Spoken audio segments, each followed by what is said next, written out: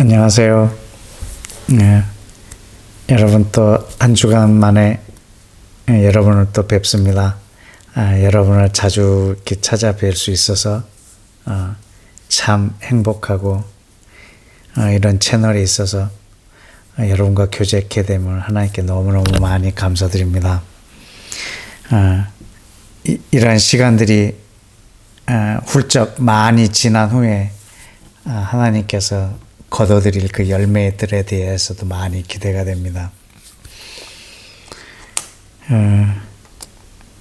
여러분의 기도의 여정에, 여러분의 삶의 여정에 하나님의 지혜이신 성령님의 임재가, 그 인도하심이 날마다 더해지기를 축복합니다.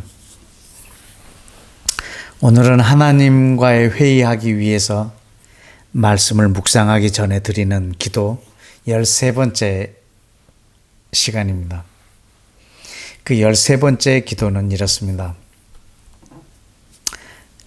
아버지, 묵상을 통해 내게 들려진 아버지의 말씀이 나의 간구의 내용이 되게 하시고 나의 기도의 목적이 되게 하소서입니다.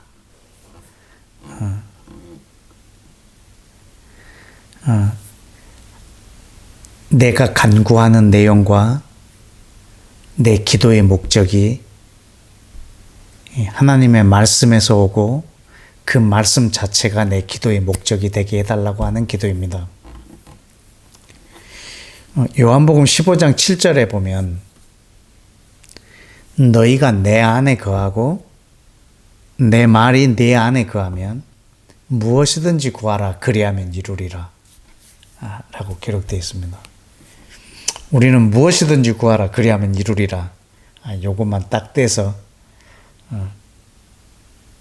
아주 좋아하는 기절로 이렇게 삼는 분도 계시는데, 여러분 그 앞에 전제가 있습니다. 네가 내 안에 거하고 내 말이 내 안에 거하면 무엇이든지 구하라입니다.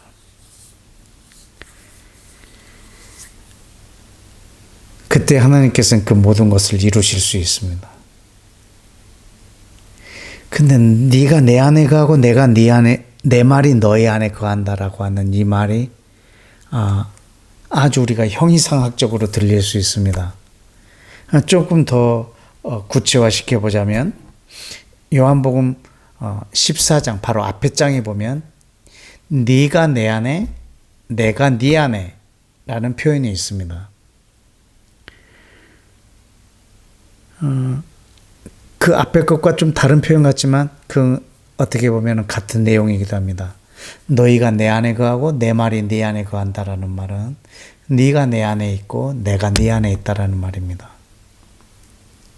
이게 어떻게 가능할까요? 너는 내가 거하는 집이고 나는 네가 거하는 집이다라는 겁니다. 쉽게 표현하자면 여러분 이렇게 두 개의 원이 있습니다. 하나는 A라는 원이 있고 또 B라는 원이 있습니다. 근데 A라는 원은 B라는 원 안에 들어갈 수 있고 B라는 원은 A라는 원 안에 들어올 수가 있습니다.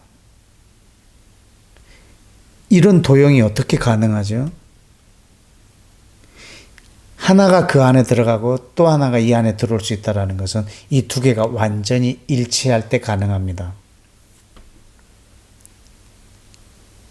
이 원의 크기가 서로 안에 내포할 수 있다는 뜻은 완벽하게 이 원이 두 개가 하나가 돼야 된다는 말입니다.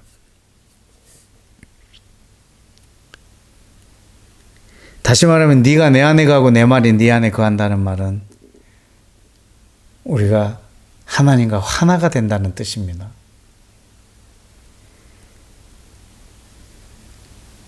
내 말이 네 안에 가면 무엇이든지 구하라 라고 했을 때 이것은 이미 하나님과 내가 하나가 된 상태입니다. 저분의 뜻이 나의 뜻이 되고 저분의 계획이 나의 계획이 되는 그러한 상태가 된다는 말입니다.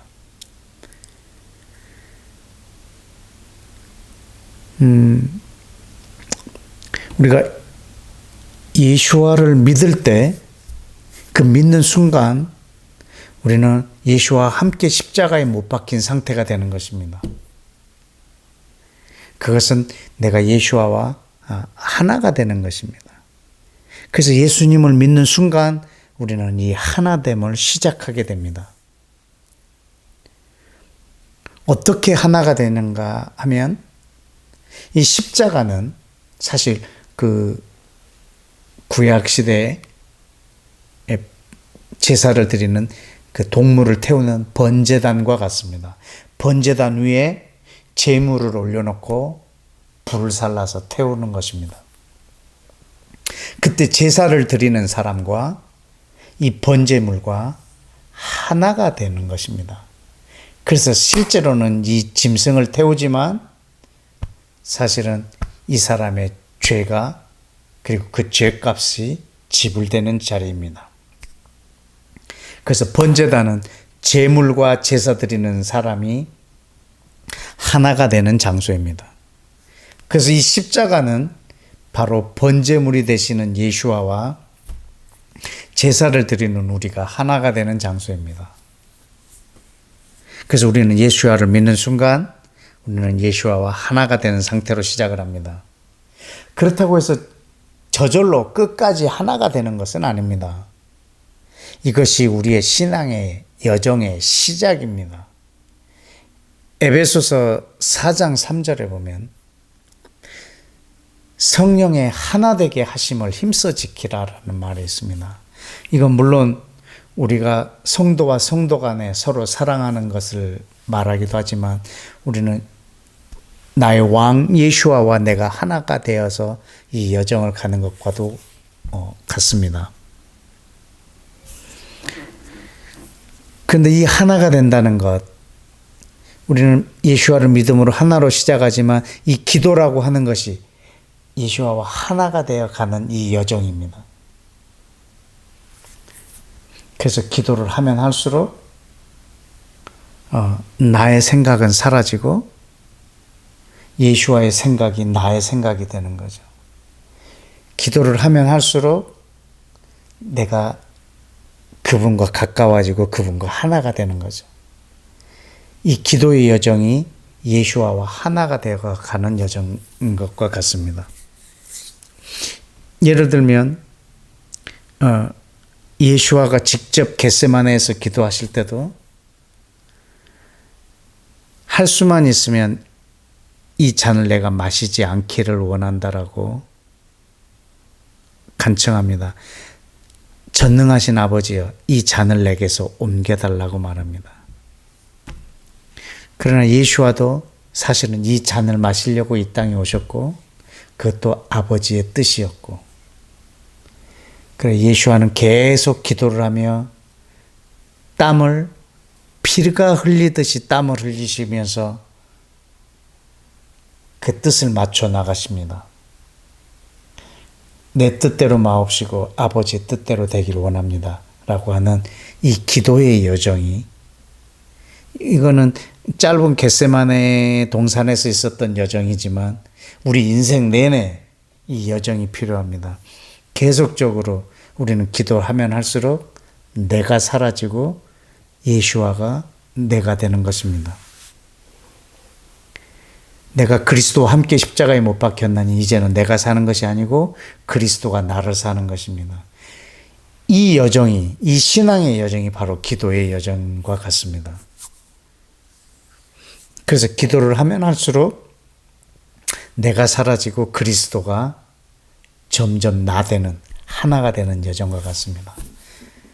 그러나 늘 그 기도의 내용이 내 마음에서, 내 욕심에서, 나의 요구사항이 계속 그 기도로 관철될 때는 내가 사라지는 것이 아니고 내가 점점 더 커집니다. 그래서 무엇이든지 구하는 것이 아니라 네가 내 안에, 내 말이 내 안에 거할 때 무엇이든지 구하라입니다.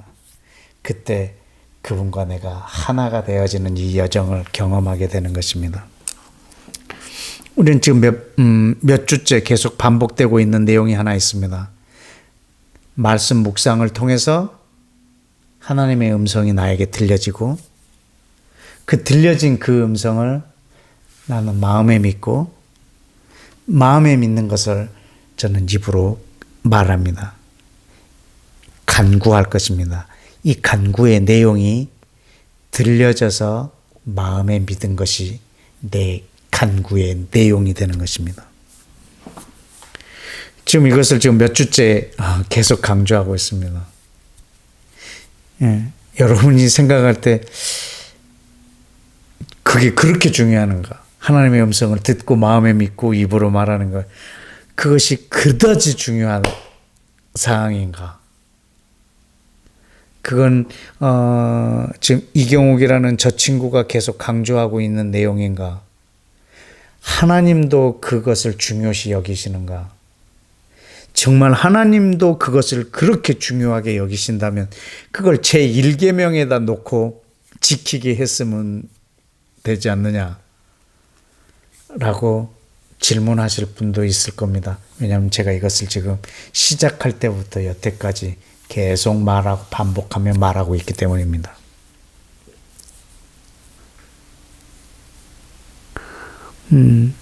그렇게 중요하면 하나님께서 그걸 제1계명에다 두시고 지키게 하시면 되지 않을까? 저도 그런 생각을 했습니다. 그런데 여러분, 놀랍게도 하나님은 그것을 제1계명에다 두셨습니다.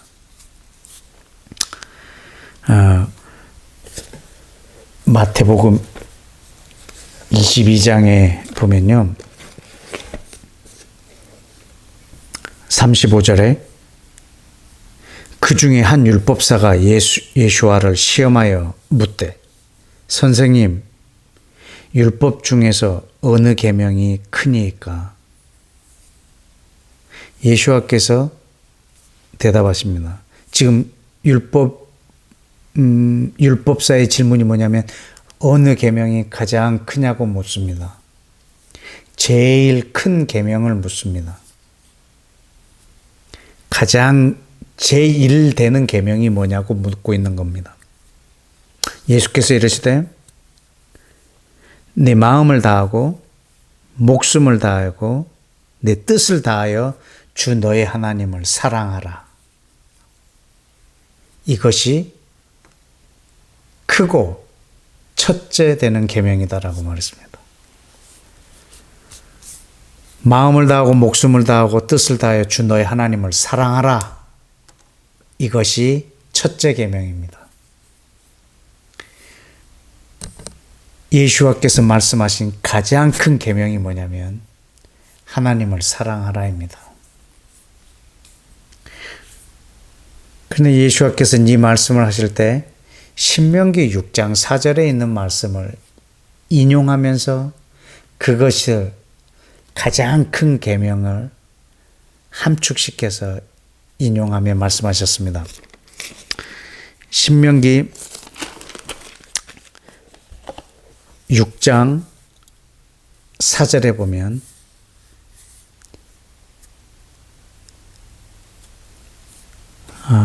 이스라엘아 들으라, 우리 하나님 여호와는 유일한 여호와시니 너는 마음을 다하고 뜻을 다하고 힘을 다하여 내 하나님 여호와를 사랑하라 라고 쓰여 있습니다. 이게 첫째 되는 계명이라고, 제1계명이라고, 가장 중요한 계명이라고, 제일 큰 계명이라고 예수와가 대답하고 계십니다. 근데 이 계명이 여기서 끝나지 않습니다. 여호와를 사랑하라 하고 이어집니다. 오늘날 내가 너에게 명한 이 말씀을 너는 마음에 새기고 내 자녀에게 부지런히 가르치고 집에 앉아있을 때든지 길을 갈 때든지 누워있을 때든지 일어날 때든지 이 말씀을 강론할 것이며 너는 그것을 내 손목에 매어 기호로 삼으며 내 미간에 붙여 표로 삼고 내 문설주와 바깥문에 기록할지니라 라고 말하고 있습니다. 여기에 부지런히 네 자녀에게 가르치라, 그리고 이 말씀을 강론하라. 이 말의 뜻이 뭐냐면 계속 말하라는 말입니다. 여호와를 사랑하라. 어떻게? 너는 이것을 네 마음에 새기고 말하라는 것입니다. 하나님을 사랑하는 이 계명을 지키는 방법입니다. 하나님을 사랑하는데 어떻게 사랑할 것인가? 그것을 내 마음에 새기고 입으로 말하라입니다. 부지런히 내 자녀에게도 말하라는 것입니다. 길을 걸어갈 때도 말하고, 누워있을 때도 말하고, 일어날 때도 말하고, 그리고 그것을 내 집 문설주에 붙여서 밖으로 나갈 때 말하고, 바깥 문에 붙여서 바깥에서 안으로 들어올 때 그걸 보고 말하라는 것입니다. 하나님을 사랑하는 가장 큰 방법은 그것을 내 마음에 새기고 입으로 말하는 것입니다. 하나님을 사랑하는 것은 내 마음에 새기고 입으로 말하는 것입니다. 하나님을 마음으로 사랑하고 그것을 입으로 말하는 것입니다. 내가 환난이 왔을 때도 하나님 사랑합니다. 내 최악의 상황에서도 하나님 사랑합니다. 내 마음에 믿고 입으로 말하는 것입니다. 마음에 새기고 날마다 말하는 것입니다. 누워있을 때든지 일어날 때든지 기쁠 때든지 슬플 때든지 평안할 때든지 환난할 때든지 마음에 있는 것을 말하라는 것입니다. 하나님을 사랑하는 최고의 방법입니다. 마음에 새기고 입으로 말하는 것입니다. 이것을 제1계명이라고 말하고 있습니다. 가장 큰 계명입니다. 너희가 내 안에 거하고 내 말이 네 안에 거하면 너희는 무엇이든지 말하라 라고 말하고 있습니다. 이 말은 하나님의 말씀과 내 입의 말이 하나가 되게 하라는 것입니다.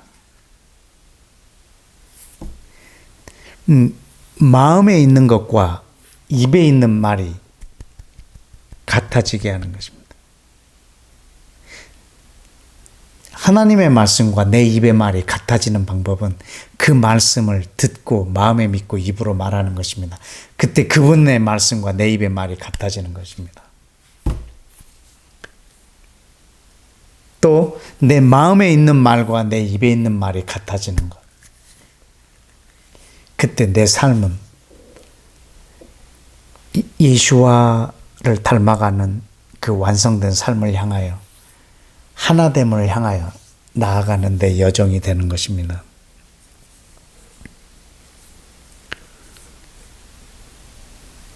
기도의 내용이, 내 간구의 내용이 하나님의 말씀 그 자체가 되는 것입니다. 또 우리는 기도의 목적이 되게 해달라고 아까 13번째 기도를 여러분에게 읽어드렸습니다. 여러분, 기도의 목적이 뭘까요? 기도하는 목적은 응답일까요? 과연 기도의 목적은 그 기도가 응답되는 걸까요?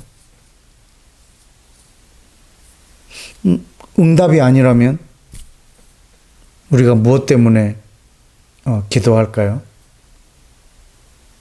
응답을 받기 위해서 우리가 기도하지? 라고 이렇게 반문하실 분도 계실 것 같습니다. 근데 여러분, 기도 응답의 조건이 기도가 아닙니다. 기도 응답은 내가 기도했기 때문이 아니라 하나님의 은혜입니다. 내가 기도했기 때문에 이것이 응답된 것이 아니라 혹 내 기도로 이것이 응답되어졌다 할지라도 기도가 응답되는 것은 하나님의 은혜입니다. 우리는 하나님이 약속하신 것을 우리는 하나님 앞에 아뢰었고 그리고 하나님이 이것을 행하셨습니다. 내가 기도했기 때문에 행하신 것이 아니고 하나님이 나를 통해서 이 일을 행하신 것은 내가 기도했기 때문에 응답된 것이 아니라 하나님의 은혜입니다.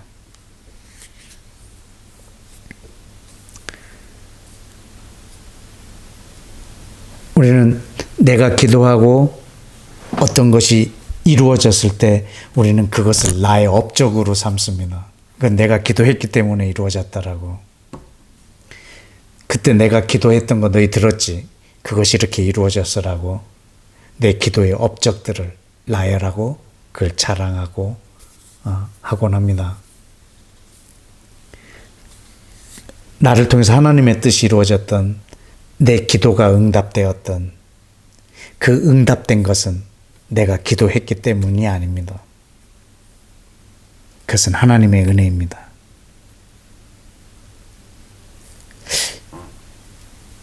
이 표현이 여러분한테 어려울 수도 있겠지만 욥기의 말씀을 보면 욥기 9장 15절에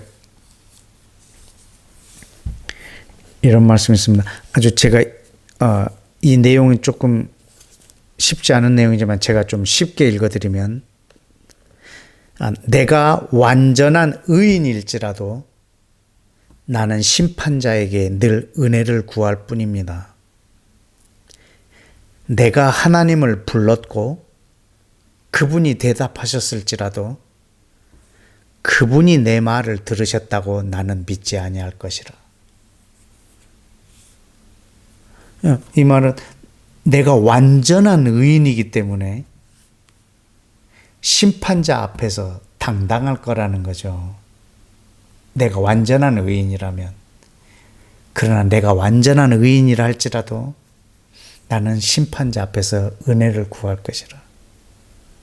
왜냐하면 내가 완전했기 때문에 심판대 앞에서 당당한 게 아니고 심판자의 은혜로만이 내가 구원을 받을 수 있다는 뜻입니다. 내가 하나님을 불렀고 하나님이 내 부름에 대답하셨을지라도 나는 내가 불렀기 때문에 저분이 들으셨다고, 저분이 내 말을 들었다고 나는 믿지 아니하리라. 이런 욥의 말입니다. 아주 제가 하고 싶은 기도의 말을 너무나 잘 표현해 놓은 말입니다. 그는 하나님을 이토록 경외하고 감히 어떻게 하나님이 내 말에 응답을 하며 어떻게 내가 의인이라 할지라도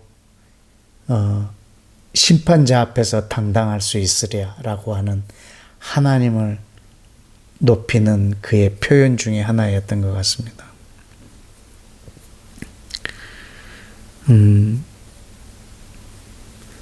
내가 기도해서 그것이 응답되었다 할지라도 나는 내 기도로 그것이 응답되었다라고 믿지 아니하리라. 하나님은 내 기도를 통해서 일하신다라고 하시지만 나는 내 기도를 통해서 저분이 일했다라고는 믿지 아니하리라. 저분이 나를 통해서 그렇게 이루신 것, 그것은 하나님의 은혜라 라고 고백하는 것이죠.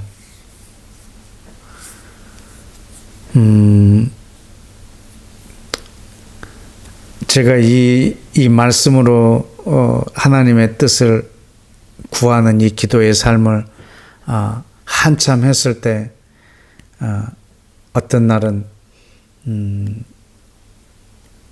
좀 공허함이 한번 찾아왔었던 적이 있습니다. 내 인생은 뭐지? 그래도 하나님은 내 인생을 살라 보내셨을 텐데 내 인생은 뭐지? 라고 막 이렇게 공허하게 느껴졌던 때가 있습니다. 하나님의 뜻이 이루어지도록 기도하면서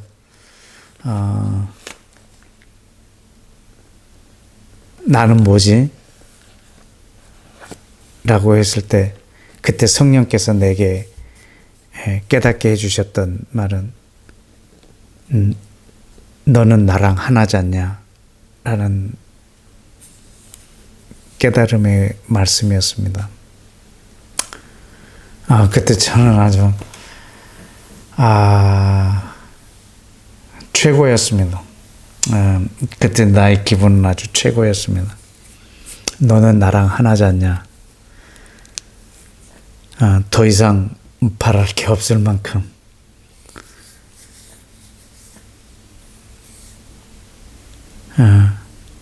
기도는 나의 기도의 목적은 저분과 내가 하나가 되는 것입니다.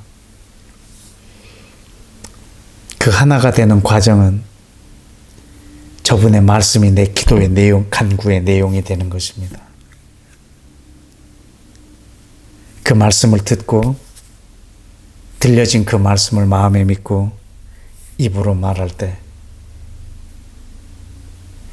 하나님의 말씀과 내 입의 말이 같아질 때 네가 내 안에 거하고 내 말이 네 안에 거할 때 우리는 저분하고 하나가 되어가는 이 여정입니다. 그래서 기도는 내가 죽고 그리스도가 사는 그 내 인생의 값진 여정의 완성의 단계로 나아가는 축복의 도구이기도 합니다. 저는 여러분의 삶에서 여러분의 인생의 이 완성도가 기도를 통해서 이루어지기를 예수와의 이름으로 축복합니다. 우리 다 같이 함께 기도하실까요?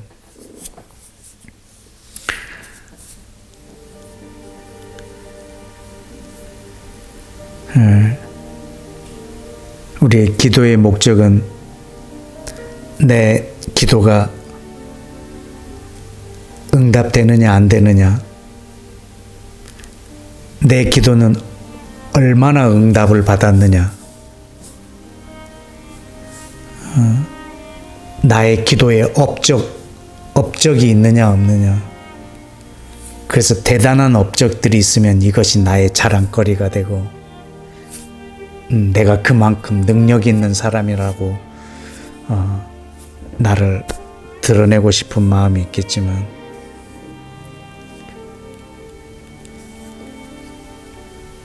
기도는 내 뜻과 하나님의 뜻이 일치되어지고 하나님의 생각과 내 생각이 하나가 되어지고 그 계획이 나의 계획이 되고 내 이 기도의 여정이, 내 인생의 여정이 그리스도를 닮아가는 여정이 되는 것입니다. 이 시간 기도할 때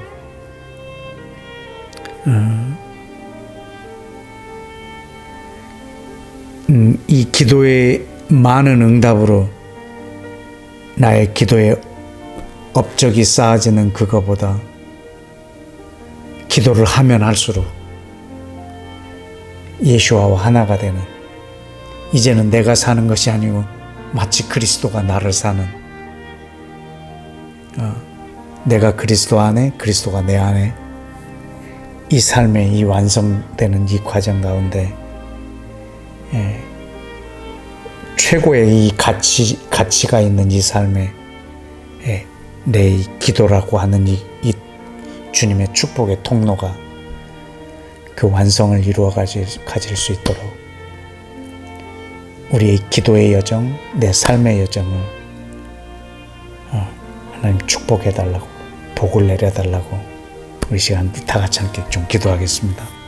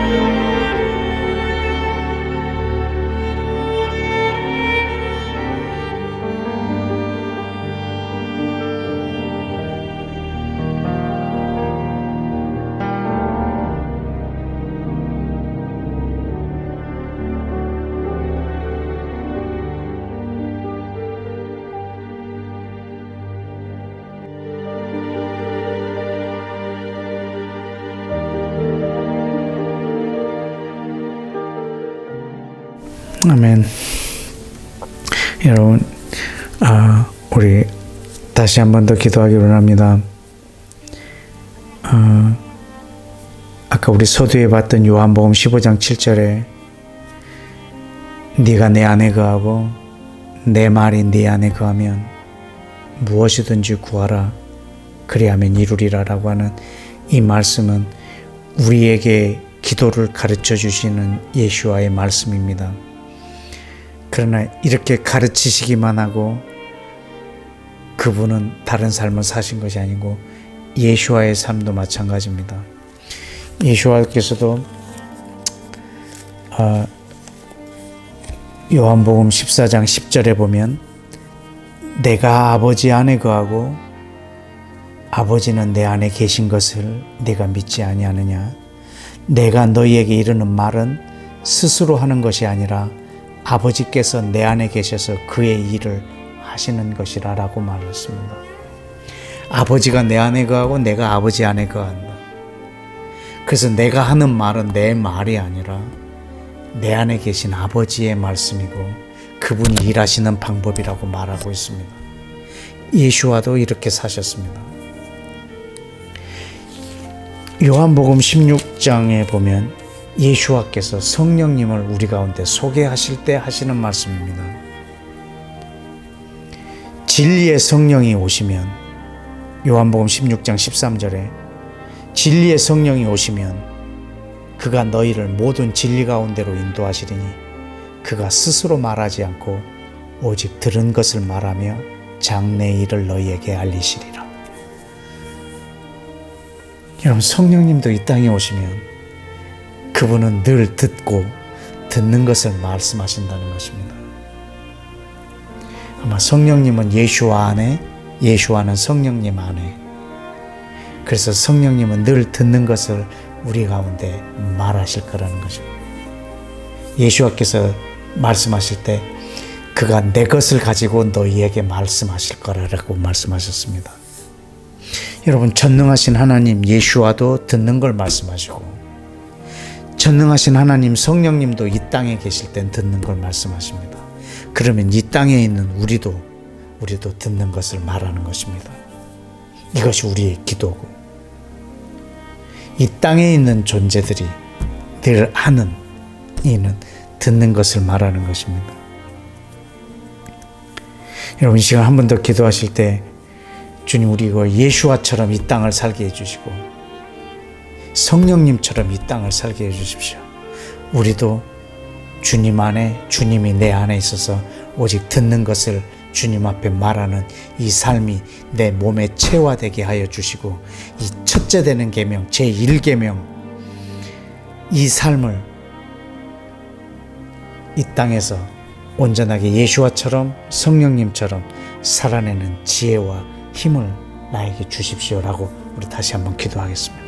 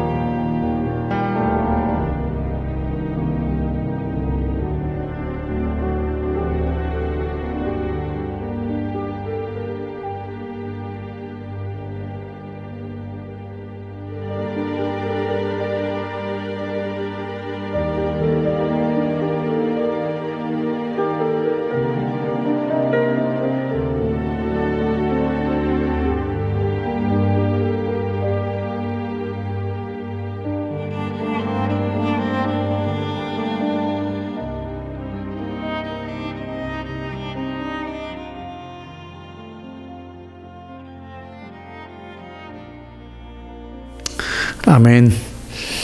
여러분, 우리 한 가지 더 기도하겠습니다. 여러분, 우리는 무엇인가 하나님 앞에 간구할 때 내 마음에서 일어난 생각, 나의 요구, 나의 필요, 이것들을 하나님 앞에 아뢰기도 합니다. 그리고 우리가 인터넷에서 또 뉴스를, 신문을 통해서, 유튜브를 통해서 우리가 들었던 것을 우리가 바로 하나님 앞에 이렇게 기도할 때도 있습니다. 우리는 거기서 들은 것들을 우리가 이렇게 바로 이렇게 해주십시오, 저렇게 해주십시오라고 기도하는데, 그 기도는 내가 어떤 신념을 갖고 있고 어떤 이념을 갖고 있고 내 성향이 어떠냐에 따라서 기도의 방향이 또 다 다를 것입니다. 어떤 사건을 접하고 어떤 문제가 닥치고 그 위기가 왔을 때 우리는 그것을 내 생각대로, 내 성향대로, 내 이념대로, 내 신념대로 그것을 그 사건을, 문제를 내가 좌지우지하면서 하나님 앞에 우리는 구하게 됩니다. 그래서 같은 문제를 놓고도 사람마다 각기 다른 간구가 있어질 수 있죠. 저 사람이 어떤 이념이 있느냐, 어떤 신념이 있느냐에 따라서 간구의 내용이 달라지기도 합니다. 그러나 우리는 그 문제를 이렇게 해달라 저렇게 해달라고 기도하는 것이 사실은 우리의 기도가 될 수가 없습니다. 우리는 하나님의 말씀이 그 사건을 볼 수 있어야 됩니다. 그 말씀으로 사건을 보고 그 말씀으로 그 문제를 보고 이 하나님의 뜻에 의해서 그 위기를 어떻게 해야 되는지 우리는 이 말씀을 통해서 그 환경들, 사건들, 문제들을 우리는 컨트롤해 나갈 수 있어야 됩니다. 말씀과 상관없이 이 상황만 가지고 이것을 내 생각대로 하는 것을 우리는 기도라고 하지 않습니다. 그것은 내 뜻이 이루어지는 것에 불과하기 때문에 그렇습니다. 그런 것들이 쌓였을 때 나의 업적이 될 것이고 그 기도가 응답된 것을 응답되어질 때 내 영광을 드러내고 내가 기도했던 것이 이렇게 이루어졌다라고 우리는 자랑하게 될 것입니다. 그러나 우리는 하나님의 말씀이 이 사건 속에, 하나님의 말씀이 그 위기 속에서 역사하여서 하나님의 나라에 유익하게 그것이 응답되어졌을 때 예수와의 이름이 존귀케 되게 하는 우리는 그런 기도를 해야 합니다. 그때 내 뜻이 아니라 하나님의 말씀이 그 사건 속에서 또 이 땅의 가운데 그 나라 가운데 이루어져서 그 말씀이 흥왕하여서 세력을 얻게 되는 것입니다. 예수와가 영광을 받게 되는 것입니다. 그래서 우리가 이 시간에 기도할 때는 하나님, 이 세상에 있는 많은 정보들이, 그런 문제들이 바로 내 생각대로 기도되어지는 것이 아니고 내게 주신 하나님의 말씀으로 이 땅에 있는 모든 문제들을 통치하고 그 문제들을 정렬시키고 다스리고 하는 기도의 안목이 있어서 하나님의 뜻이 이 사건 속에서, 문제 속에서 그 뜻만 이루어질 수 있도록 기도하는 주님, 이 기도의 지혜, 이 세계관, 그리고 이 땅을 하나님과 함께 경영할 수 있는 지혜를 나에게 달라고 이 시간 함께 다 같이 기도하겠습니다.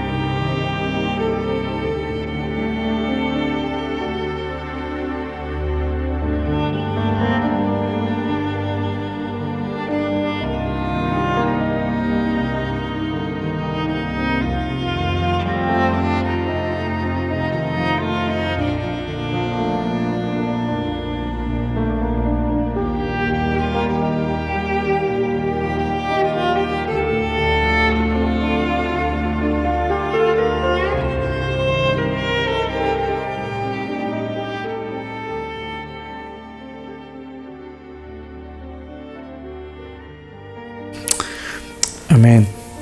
여러분, 우리 마지막으로 한 가지 좀 짧게 기도했으면 좋겠습니다. 그것은 예레미야 9장 12절에 있는 말씀입니다.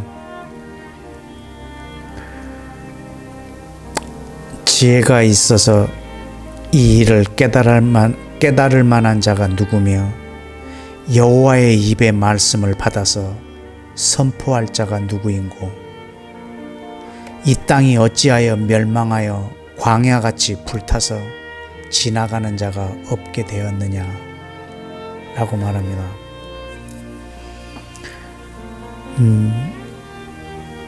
이 예루살렘이 황폐하게 된 것에 대해서 지금 말하고 있는 부분입니다.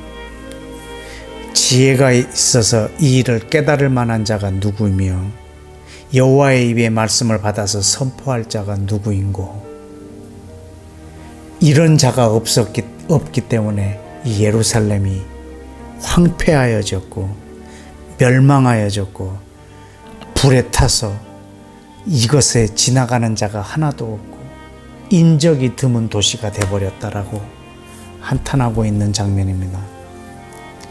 근데 이 예루살렘이 이렇게 황폐하고 멸망당한 일이 무엇 때문이냐면 지혜를 가지고 하나님의 말씀을 깨닫고 그 말씀을 듣고 그 입의 말씀을 받아서 선포할 자가 없어서 이렇게 되었다라고 한탄하고 있는 것입니다.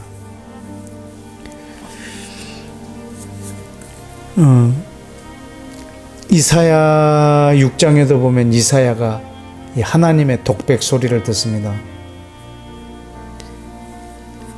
내가 누구를 보내며 누가 우리를 위하여 갈고 할 때 내가 여기 있나이다 나를 보내소서라고 그 독백 소리를 들은 이사야의 반응입니다.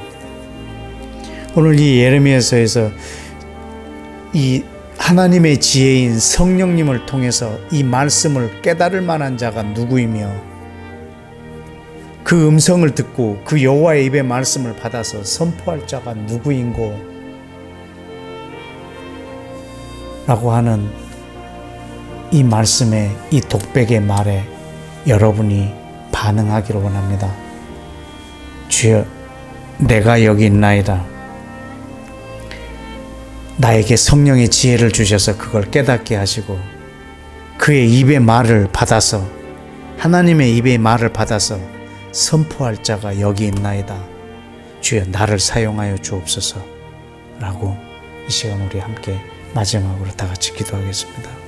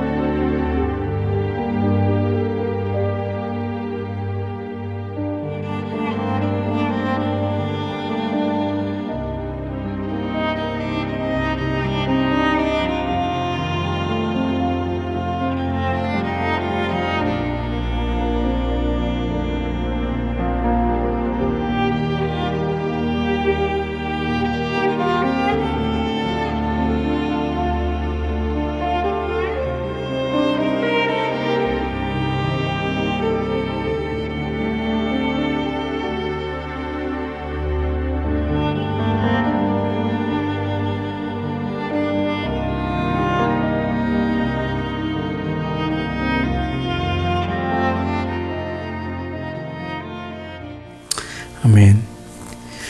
이 모든 기도를 우리 존귀하신 예수와의 이름으로 기도했습니다. 아멘. 이 하나님의 회의실에서 함께 기도하는 여러분을 통해서 하나님이 이 나라, 이 대한민국뿐만 아니라 온 열방 이스라엘까지 이 나라들이 황폐하고 황무해지지 않도록 여러분이 하나님의 말씀을 성령의 지혜로 깨닫고 그 입의 말을 받아서 날마다 하나님 앞에 간구함으로 이 온 세상이 황폐해지지 아니하고 하나님의 나라로 이 땅이 화하여지고 그리고 여러분이 그리스도와 하나가 되어가는 복된 여정이 되시기를 예수와 이름으로 축복합니다. 여러분 존경합니다. 안녕히 계시고 또 다음 주에 뵙겠습니다.